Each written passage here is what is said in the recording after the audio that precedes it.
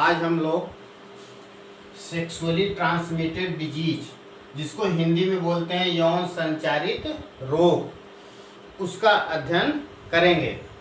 यौन संचारित रोग या तो सेक्सुअली ट्रांसमिटेड डिजीज को शॉर्ट में हम लोग लिखते हैं STD, या सेक्सुअली आपका ट्रांसमिटेड डिजीज। इसको और हम बोलते हैं RTI। आप लोग पढ़ते हैं, right?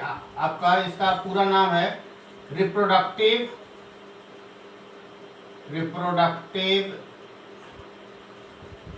Tract infection. Reproductive tract infection, या तो हम कहते हैं इसको हिंदी में जनन मार्ग संक्रमण बोलते हैं इसको, जनन मार्ग संक्रमण। और दूसरा नाम इसका है वेनेरियल डिजीज। इसका VD का मतलब वेनेरियल डिजीज। तो इस तरह से देखा जाए तो इसका 3 नाम है। कौन कौन से आपके? एक है STD, RTI और VD, वेनेरियल डिजीज। इसके कुछ एग्जाम्पल आपके NCERT में दिए हुए हैं, पढ़ने हैं आपको, लेकिन इसमें आपका इसका रोग कारक का नाम नहीं दिया है, पैथोजन का नाम नहीं दिया है। लेकिन चूंकि आपको पैथोजन का नाम याद रखना जरूरी है, कभी कभी पूछ देता है, लेकिन NCERT में केवल इस डिजीज या तो रोग का नाम ही दिया हुआ है। तो इसको हम लोग देखते हैं थोड़ा पहले, कौन कौन से डिजीज दिए हुए हैं। तो पहला डिजीज जैसे कौन सा है? गोनोरिया, ठीक। दूसरा सिफिलिस, तीसरा जेनाइटल हर्पेस, चौथा आपका जैसे chlamydiasis, trichomoniasis and genital warts, hepatitis B और एड्स। ये सब आपके क्या है? सेक्सुअली ट्रांसमिटेड डिजीज है।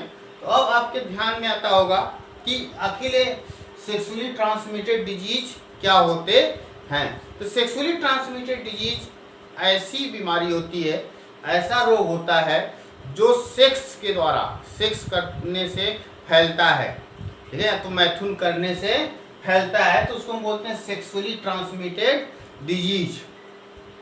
तो देखिए क्या होता है कि इसमें 2 आपका अगर देखा जाए, ये हेपेटाइटिस B और एड्स, ये दोनों बीमारी सेक्स के साथ साथ, माने कपुलेशन के साथ साथ और भी अन्य कारणों से भी फैलते हैं। अन्य कारण में जैसे आपका क्या है कि अगर कोई इन्फेक्टेड, कोई संक्रमित पुरुष है जिसको हेपेटाइटिस B और एड्स हुआ है, अगर वो क्या करता, अगर उसको लगाई हुई सुई या तो फिर उसका ऑपरेशन किया हुआ कोई भी क्या औजार उसी स्वस्थ व्यक्ति को भी प्रयोग किया जाता है, तो उसमें वो फैल जाता है। या तो ब्लड ट्रांसफ्यूजन, अगर संक्रमित व्यक्ति है HIV से या तो एड्स से, तो उसके ब्लड से का अगर क्या है स्वस्थ व्यक्ति को दे देते हैं तो उसमें भी फैल जाता है।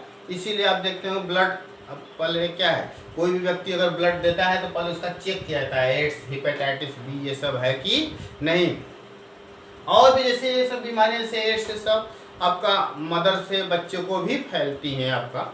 ये सब आपका क्या है कि माने ये 2 बीमारी आपका सेक्स माने कपुलेशन या मैथुन के अतिरिक्त भी कुछ कारणों से फैलते हैं, जिसका मैं अभी बताया हूँ, आपका अध्ययन किए हम लोग हैं, ठीक है। और भी देखिए ये सब बीमारियां जैसे गोनोरिया किससे होता है, आप थोड़ा सा पैथोजन के बारे में जानिए, NCERT में तो दिया नहीं है, लेकिन ये गोनोरिया जैसे होता है एक जीवाणु से होता है, एक बैक्टीरिया से होता है। इस बैक्टीरिया का नाम है नाइसीरिया गोनोरी। और ये सिफिलिस, ये भी एक बैक्टीरिया से होता है। इस बैक्टीरिया का नाम है ट्रेपेनिमा पैलियोलम। तीसरा बीमारी जैसे जेनाइटल हर्पेस, ये हर्पिस सिम्प्लेक्स वायरस से होता है। और फिर क्लैमाइडिया ट्रकोमैटिस, ये तो चूंकि वायरस है, ये दोनों बैक्टीरिया हैं, ये भी बैक्टीरिया है एक तरह का आपका। देखिए ट्राइकोमोनियासिस या ट्राइकोमोनास वेजिनैलिस से होता है, और ये प्रोटोजोआ होता है, प्रोटोजोवन, फ्लैजिलेट प्रोटोजोवंस होते हैं। फिर जेनाइटल वार्ड्स, लैंगिक मस्से, इसमें एक किस होता है ह्यूमन पैपिलोमा वायरस HPV, ये वायरस है। फिर हेपेटाइटिस बी, जानते हैं हेपेटाइटिस बी वायरस से होता है। एड्स HIV वायरस होता है, ह्यूमन इम्यूनो डिफिशियंसी वायरस। इसके बारे में आपको चूंकि HIV ये सब के बारे में डिटेल में पढ़ना है आगे ह्यूमन हेल्थ एंड डिजीज में। इसमें आपको दिया है जैसे और कुछ चीजें, सिम्टम्स क्या होते हैं। पहले सिम्टम्स जैसे आपका है सिम्टम्स, लक्षण क्या होता है आपका इसका लक्षण जैसे क्या होता है कि पहले शुरू में हल्का लक्षण दिखता है इसमें। जैसे लक्षण में जैसे आपका क्या है इसमें स्लाइट पेन होगा, माने हल्का दर्द होता है, हल्का दर्द होगा। कहाँ पे दर्द होगा आपका, ये जेनाइटेलिया पे, जो एक्सटर्नल जेनाइटेलिया होते हैं। एक्सटर्नल जेनाइटेलिया में जैसे नर में जैसे आपका क्या पेनिस है, और फीमेल में जैसे योनि, ये सब वल्वा, ये सब जो पार्ट होते हैं, वहां पे क्या होता है कि हल्का दर्द होगा, स्वेलिंग, सूजन होती है, सूजन आ जाता है। ठीक, और जैसे आपका क्या होता है इसमें मस्से सब भी आ जाते हैं उसमें, और फ्लूइड डिस्चार्ज होता है। जैसे फ्लूइड डिस्चार्ज माने क्या होता है कि द्रव थोड़ा सा जैसे पीले रंग का या तो सफेद रंग का, उससे क्या होता है आपका योनि से या आपका क्या, हाँ पेनिस से, इन दोनों से क्या होता है आपका फ्लूइड डिस्चार्ज होता है। आपका खुजली होती है, जैसे ईचिंग, खुजली, ये भी कॉमन है। ये सब समस्याएं शुरू में ये लक्षण दिखाई देते हैं आपके कि हल्का दर्द होता है, जो आपका एक्सटर्नल जेनाइटेलिया है, सूजन आ जाता है, ठीक है, योनि पेनिस से सबसे क्या होता है आपका फ्लूइड डिस्चार्ज होता है, खुजली होती है। फिर लेकिन कुछ ऐसी भी महिलाएं होती हैं जिसमें ये आपका क्या होता है कि कुछ महिलाओं में पहले शुरू में बीमारी दिखाई देती है, ये सिम्टोमेटिक होती है, अलक्षणी। जैसे आपका इसमें देखें कोरोना वायरस है तो इसमें कुछ लोगों को लक्षण ही नहीं दिखता है, टेस्ट कराइए तो होता है कोरोना पॉजिटिव। उसी तरह से कुछ लोगों में लक्षण वो दिखाई नहीं देता है, लेकिन वो एक व्यक्ति से दूसरे व्यक्ति में क्या करते रहते हैं, फैलाते रहते हैं ये आपका STD को। बाद में जैसे कुछ लोग जैसे लक्षण दिखने के बाद भी नहीं बताते हैं, क्योंकि समाज में इसको थोड़ा बहुत बुरा माना जाता है कि ये सेक्सुअली ट्रांसमिटेड डिजीज का मतलब इसने कहीं कुछ गलत काम किया है, इसीलिए लोग उसको बताते भी नहीं है। तो जिससे धीरे धीरे क्या होता है कि कुछ समय के बाद कई जटिलताएं उत्पन्न हो जाती हैं, कई आपके जटिल बीमारियां बीमारियां उत्पन्न हो जाती हैं। उस जटिलता में जैसे क्या था कॉम्प्लेक्सिटी में, जैसे पहला है आपका PID, इसको बोलते हैं पेल्विक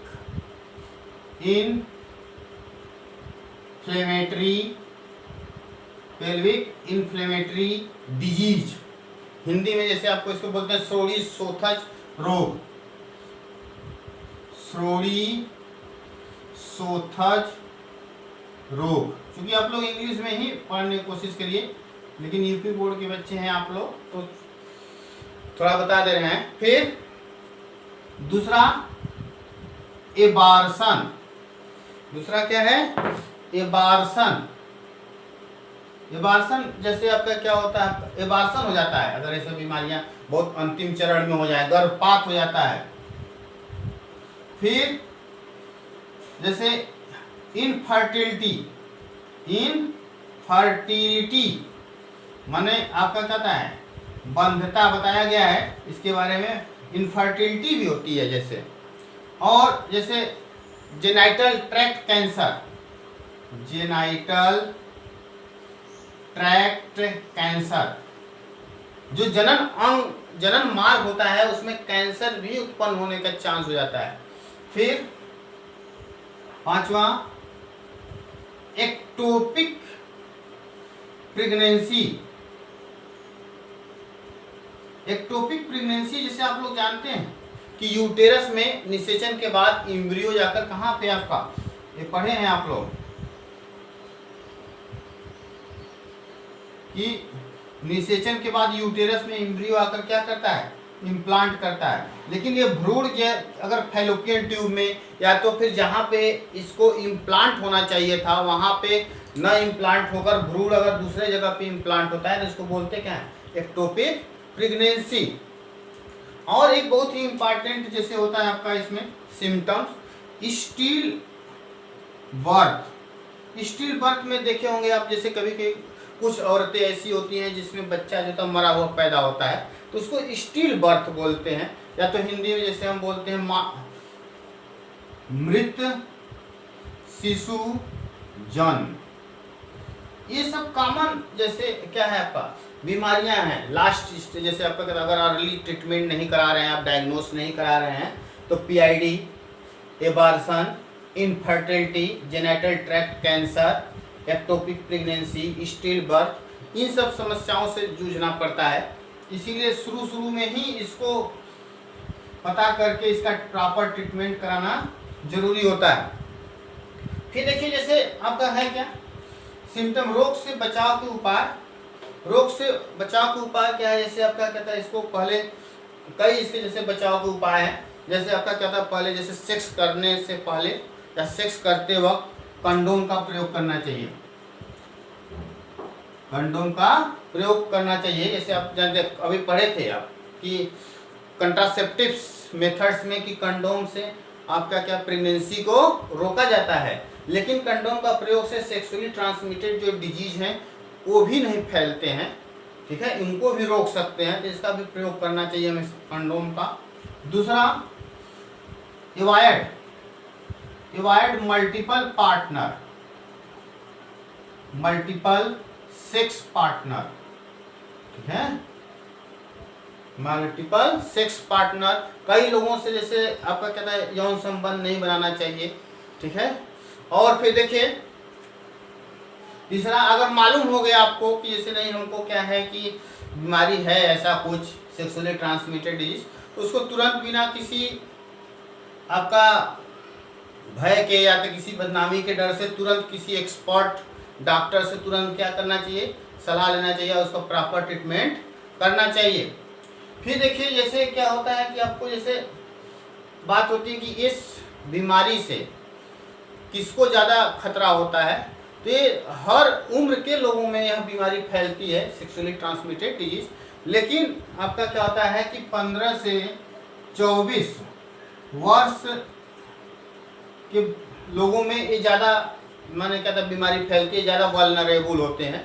इसीलिए इस समय आपको जैसे आपका 12th क्लास में सब रखा गया है, इसको जानना जरूरी है आपको, ठीक, क्योंकि इससे आपका तभी बच सकते हैं इस बीमारी से और हम रिप्रोडक्टिवली एक हेल्दी रह सकते हैं। ये सब आपका क्या है जैसे आपका दिया हो, जैसे इसको टेस्ट में भी जैसे आपको डॉक्टर के यहाँ गए तो इसमें कुछ एंटीबायोटिक्स चलाते हैं और टेस्ट करना है तो जैसे पीसीआर से टेस्ट करते हैं, इसका डीएनए हाइब्रिडाइजेशन कराते हैं, इलीसा से टेस्ट होता है। तो कई टेस्ट हैं जो एनसीईआरटी में आपके नहीं दिए गए हैं, लेकिन मैं आपको बता दे रहा हूँ। तो इस तरह से क्या है आपका ये पूरा सेक्सुअली ट्रांसमिटेड डिजीज आपका इतना ही पढ़ना है, ठीक, और इसको नोट्स भी भेज देंगे, आप पढ़ लीजिएगा। ओके।